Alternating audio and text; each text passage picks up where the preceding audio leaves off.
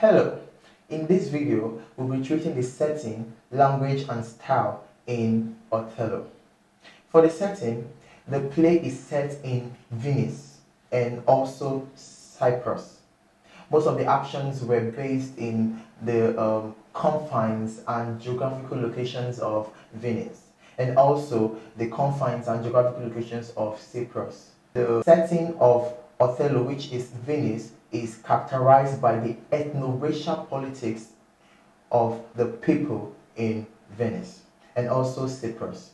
For the language and style in Othello, the language used by William Shakespeare in Othello is very old and archaic. He makes use of the old English, which in most cases are either obsolete or the meaning has changed in this present age.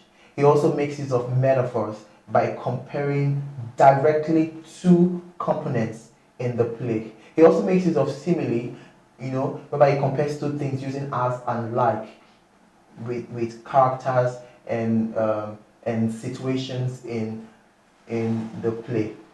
William Shakespeare also makes use of soliloquies, whereby you see a character stands before the audience and soliloquies by pouring out his or her thoughts for the audience consumption, and thereby the audience actually knows the thoughts of a particular character. William Shakespeare also makes use of asides. Asides that has to do with characters on stage, but a particular character talks aside from other characters, but for the hearing only of the audience. William Shakespeare also makes use of allusion by making reference to past events from the social sphere and even from the Bible.